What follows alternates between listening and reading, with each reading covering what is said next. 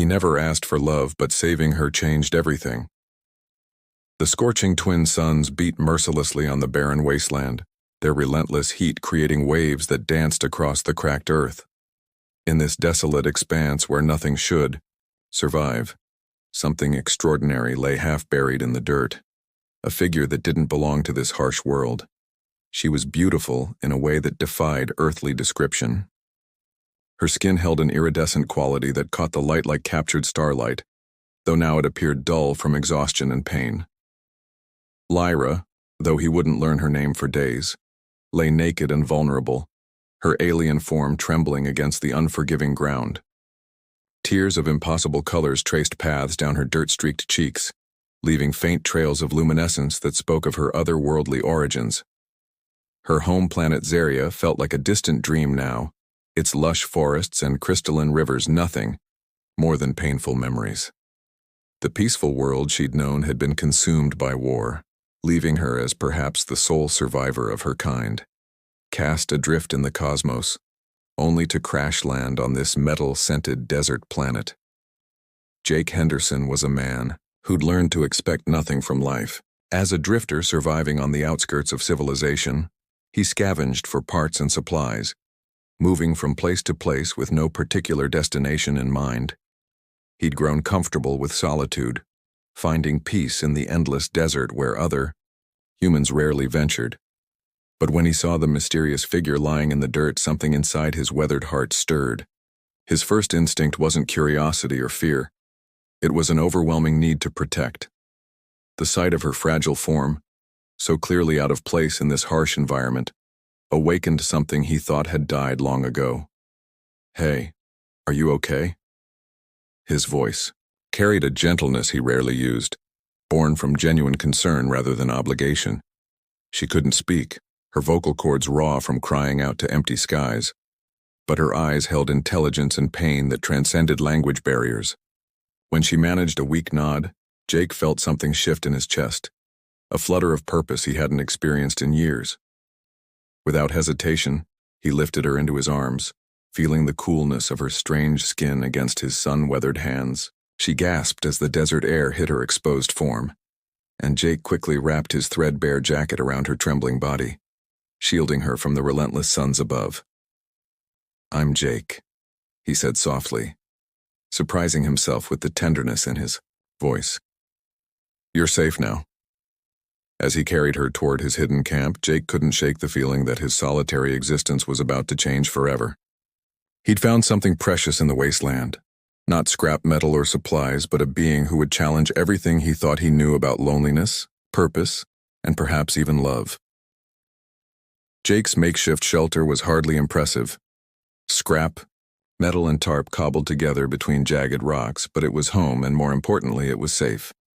He'd never brought another living soul here, preferring the solitude that the desert provided.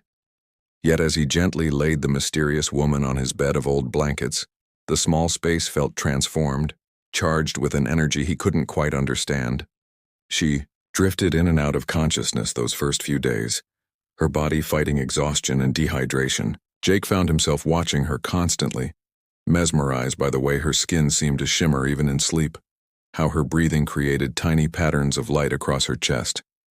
He'd never believed in aliens, but the evidence lay before him, breathing softly on his makeshift bed.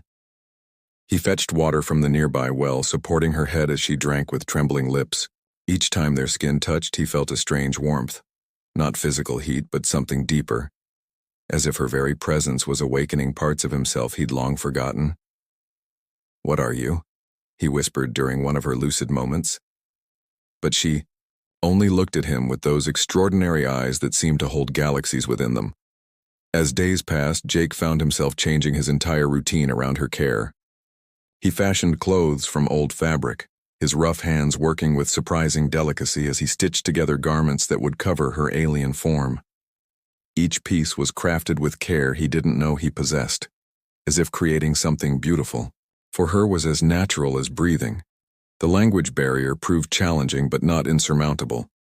Jake taught her simple English words, pointing to objects and speaking slowly.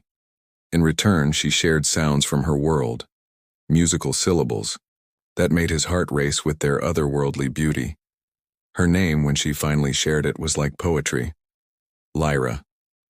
Lyra, he repeated, and the way her eyes lit up when he pronounced it correctly sent warmth spreading through his chest. Their evenings became a ritual. As the twin suns set and the desert cooled, they would sit outside his shelter, looking up at the star-filled sky. Jake had always found comfort in the vastness above, but now it felt different. He watched Lyra search the heavens with longing in her expression, and he found himself wondering which of those distant lights had once been her home. During these quiet moments, he began to understand that his feelings were evolving beyond mere compassion. The way she looked at him with trust, the soft sound of her voice as she slowly learned his language, the gentle touch of her fingers when she would point to stars, all of it was weaving itself into his heart in ways that both thrilled and terrified him. Jake had never been a man who believed in fate or destiny, but as he watched Lyra grow stronger each day, he couldn't escape the feeling that finding her wasn't mere chance. She was changing him, bringing light to corners of his soul that had been dark for too long. 3 weeks after finding Lyra, Jake woke to the sound of soft crying. The desert night was still, broken only by her quiet sobs that seemed to shimmer in the darkness like her tears. He approached slowly, not wanting to startle her, but she looked up at him with eyes full of pain that transcended physical hurt. Lyra, his voice was gentle, questioning. She had grown stronger, her grasp of English improving daily. But tonight she seemed fragile again, not physically, but emotionally. She looked up at the stars with such longing that Jake felt his heart clench, with sympathy. "My planet," she whispered, her accent making the words sound like music even through her pain. "Destroyed." The simple words hit Jake like a physical blow. He'd wondered about her origins, but he'd never imagined such devastating loss. She pulled something from the folds of her makeshift dress, a small, glowing device he'd never seen before. With trembling fingers, she activated it, and suddenly the space between them filled with light. A hologram materialized, showing images that took Jake's breath away. A world of impossible beauty, crystalline towers reaching toward purple skies, forests that seemed to glow with inner light, rivers that flowed like liquid starlight. Then the images changed. Fire, chaos, destruction, so complete that nothing remained but ash and ruin. "War," Lyra whispered, her voice breaking. "I escaped. Alone." Jake felt anger rise in his chest. Not at her, but at whatever forces had destroyed something so beautiful and left her orphaned among the stars. Without thinking, he reached for her hand, intertwining their fingers. Her skin was warm against his, pulsing with a faint inner light that seemed to respond to his touch. "I'm sorry," he said, the words feeling inadequate. "You don't have to be alone anymore." The promise tumbled from his lips before he could stop it, but he meant every word. Looking at this incredible being who had lost everything yet still managed to trust him, Jake realized his feelings had grown beyond attraction or compassion. He was falling in love with her strength, her gentleness, the way she made his empty existence feel full of purpose. Lyra looked at their joined hands, then up at his face. In her alien features, he saw something that made his pulse quicken, an answering warmth, a connection that transcended species and worlds. "Jake," she said softly, his name sounding like poetry in her voice. "You saved me." "You saved me too," he replied, surprised by the truth of it. He'd been existing, not living, until he found her. Now each day held meaning. Each moment felt precious because she was in it. They sat together under the stars, her head gradually finding its way to his shoulder. Jake marveled at how perfectly she fit against him, as if they'd been made for this moment. Her alien nature no longer seemed strange, it seemed miraculous. As the night deepened, Jake realized that loving Lyra meant accepting that she might one day return to the stars. But looking down at her peaceful face, feeling the warmth of her trust, he knew that whatever time they had together would be worth any eventual heartbreak. The discovery came by accident. While helping Jake organize his collection of scavenged electronics, Lyra's fingers brushed against a particular piece of metal, and it began to glow with soft blue light. Her eyes widened with recognition. It was Zephyrian technology, battered and nearly destroyed but unmistakably from her world. "Communication device," she breathed, her excitement making her accent more pronounced. "If it works." Jake felt a mixture of emotions as he watched her examine the alien technology. Part of him was thrilled to see hope returning to her eyes, but another part, a selfish part he didn't want to acknowledge, feared what this discovery might mean for them. They spent days working together to restore the device. Jake's scavenging skills proved invaluable, and Lyra's knowledge of her world's technology created a perfect partnership. Their hands brushed frequently as they worked, each touch sending electricity through Jake's system that had nothing to do with the circuits they were repairing. During these long hours hunched over the device, their relationship deepened in new ways. Lyra would explain how things worked on Zaria, painting pictures with words of a civilization far more advanced than Earth's. Jake shared stories of his life as a drifter, his dreams abandoned long ago, the loneliness that had defined his existence before her. "Why did you save me?" she asked one evening, looking up from the device with genuine curiosity. Jake paused, his hands stilling on the wires he'd been splicing. How could he explain that seeing her broken in the desert had awakened every protective instinct he possessed, that her vulnerability had called to something primal in his soul? "I couldn't leave you there," he said simply. "Something about you. I felt connected to you before I even knew your name." Lyra's luminescent tears caught the lamplight. "On Zaria, we believe that souls recognize each other across time and space. Perhaps that's what you felt." The concept should have seemed foreign to Jake's practical mind, but looking at her beautiful alien features, it made perfect sense. They were from different worlds, different species, yet something fundamental connected them. When the device finally crackled to life, they both held their breath. Static filled the air, then slowly voices began to emerge, alien voices speaking in Lyra's musical language. Her face transformed with joy and tears as she listened to transmissions from the survivors of her world. Jake watched her communicate with her people, understanding none of the words but reading the emotions clearly on her face. Joy, relief, grief, and something else. Conflict. They were alive. They were looking for her, and they had found a new world where the survivors could gather. When she finally turned off the device, Jake's heart was already preparing for goodbye. But Lyra surprised him by taking his hands in hers, her skin warm and pulsing with inner light. "They want me to come," she said quietly. "But Jake, I'm not ready to leave. Not ready to leave you." The confession hung between them like a bridge across impossible distances. Jake felt his heart soar even as his mind wrestled with the implications. She was choosing him, at least for now, over her own people. "I want you to stay," he admitted, his voice rough with emotion. "God help me. I want you to stay forever."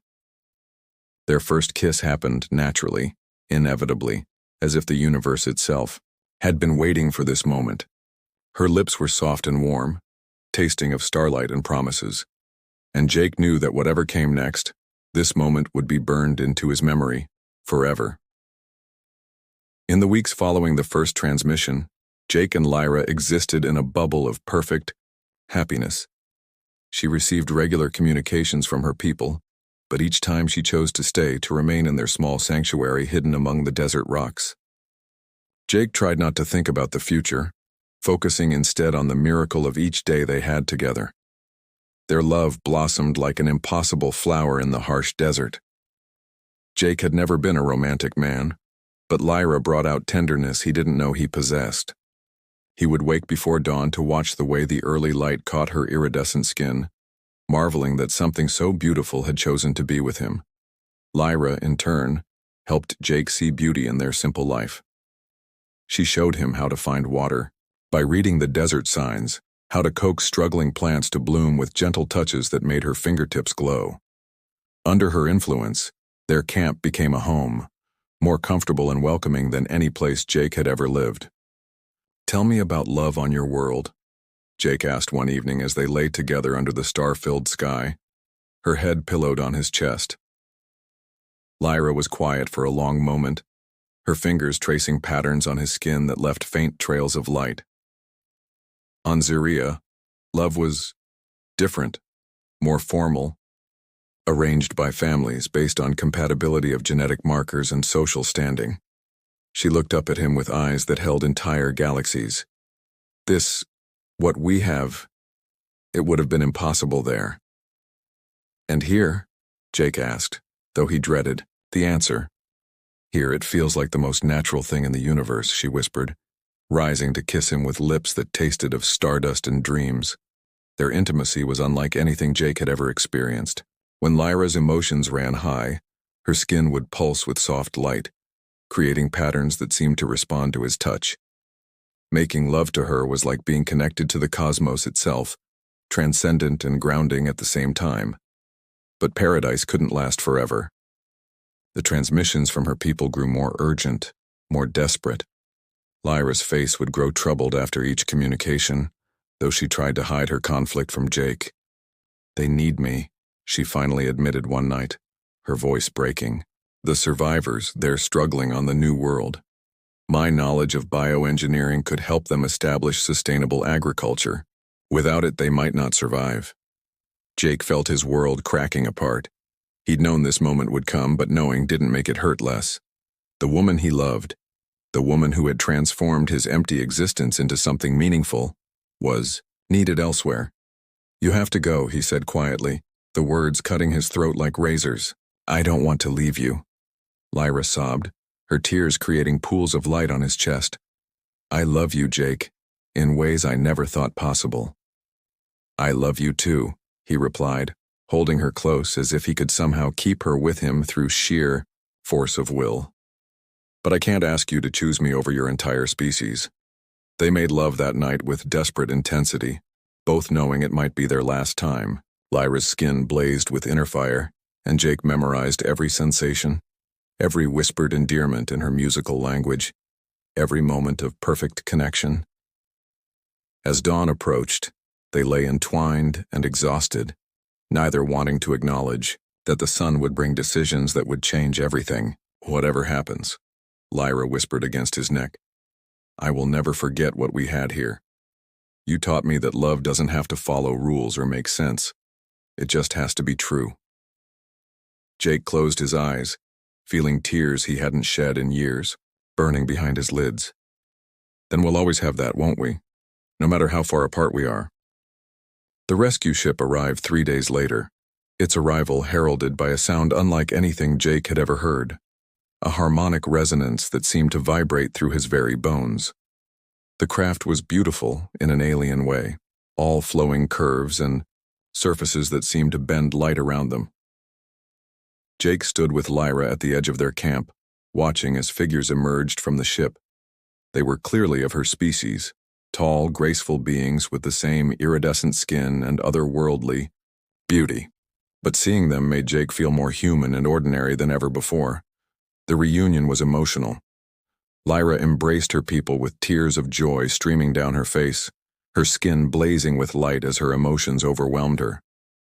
Jake watched, from a distance, feeling like an intruder in this moment of alien homecoming. But then she turned to him, extending her hand with a smile that held all the love they'd shared. "Come," she said simply. "Meet my family." What followed was the strangest hour of Jake's life. Through Lyra's translation, he spoke with beings from another world. Scientists, artists, survivors who had lost everything and were trying to rebuild. They looked at him with curiosity rather than judgment, and several even thanked him for caring for Lyra when she was lost and alone. "They want to know if you'll come with us," Lyra said finally, her voice carefully neutral though her eyes blazed with hope. Jake felt his heart stop. "Come with you? To another world?" "The new planet, it's beautiful, Jake. Oceans and forests, mountains that touch the sky. We're building something new there, and we could use someone with your skills, someone who understands survival and adaptation." The offer was more than Jake had ever dared dream. To leave Earth behind, to start over on a world where he could be with Lyra forever.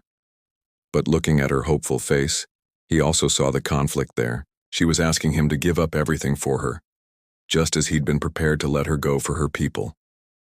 "Is this what you want?" he asked quietly. "Really want?" Lyra's response was immediate and fierce. "I want you, Jake Henderson. In this life and whatever comes after. I want to build something new with you, explore the stars together, create a love story that spans galaxies.